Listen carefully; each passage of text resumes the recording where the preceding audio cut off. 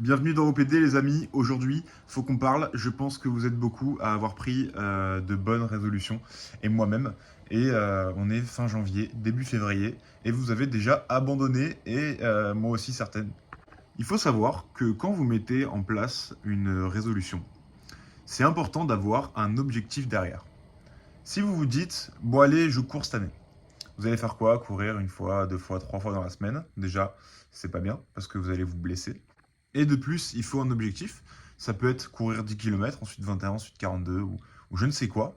Un objectif où vous liez une personne, vous lui en parlez pour qu'elle vienne vous voir, etc. Ça va vous motiver. Et de là, vous allez peut-être commencer à bien manger pour avoir de meilleures performances. En fait, une bonne résolution avec un bon objectif, ça peut engendrer vraiment un changement de vie. En fait. La vie, elle est faite de projets. Vous partez d'un point A, vous voulez aller au point B. Ok. Vous pouvez diverger du A au C en passant par le B, mais pas vraiment par le B. Mais en fait, vous allez évoluer comme ça sur une courbe, et puis vous allez atteindre un objectif, vous allez vous dire, putain, c'était cool, maintenant je fais quoi? Et créer un nouvel objectif. Le but, c'est ça, en fait. C'est de se créer un mode de pensée où vous êtes en mode, voilà, je veux accomplir des trucs, je veux être fier de moi, et c'est comme ça que se construit la confiance en soi. Parce que si vous avez un seul objectif, vous allez l'atteindre, et en fait, c'est là qu'arrivent les crises existentielles. C'est qu'on se dit, putain, j'ai fait tout ce qu'il fallait, et je suis toujours pas bien. J'ai toujours pas confiance en moi.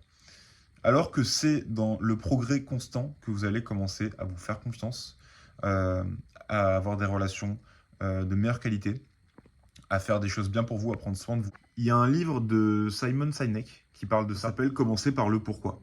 Si vous voulez arrêter de fumer, mais que vous ne savez pas pourquoi, juste vous savez que c'est pas bien, vous n'allez pas avoir vraiment cette envie profonde. Par contre, si l'objectif, c'est justement de courir un 10 km, et pour ça, il vous faut plus de cardio. Ah, il faut arrêter de fumer. Là, déjà, on rentre dans quelque chose de plus concret. Aussi, il ne faut pas se fixer un objectif sur un an quand on démarre de rien, parce que c'est en fait beaucoup trop long.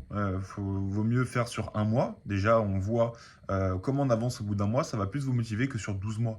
Si vous en chiez 3 semaines en courant, vous n'allez pas vous dire putain, il me reste un an et là, vous allez abandonner ou alors remettre à plus tard parce que vous avez encore un an.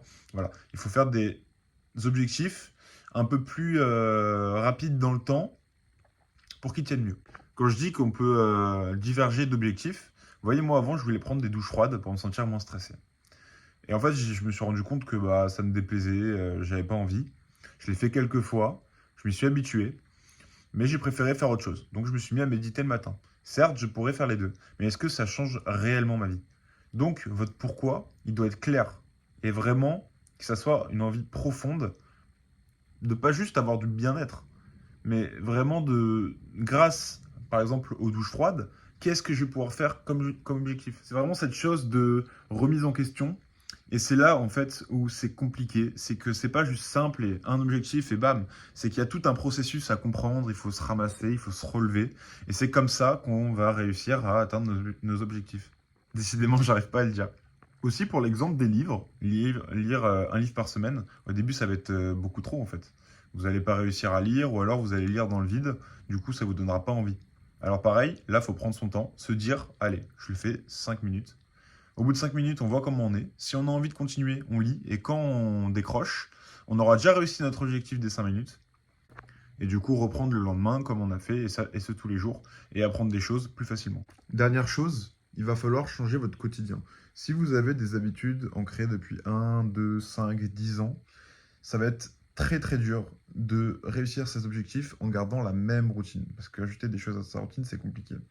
Donc il va falloir changer un truc. Si vous regardez 2 heures de télé par soir, vous pouvez remplacer 1 heure, mettre une série à la place d'un film, et faire de la lecture, peu importe. Mais vous ne pouvez pas, en gardant les mêmes personnes dans votre vie, en étant dans la même habitation, faire les mêmes choses tous les jours et avoir de nouveaux objectifs. C'est très compliqué.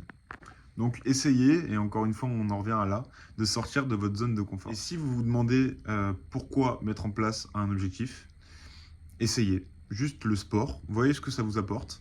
Essayez d'aller courir un 10 km au bout de 2 mois, et juste voyez ce que ça change dans votre vie. C'est tout pour moi aujourd'hui. Moi je vous dis à demain pour un nouvel PD, et ciao.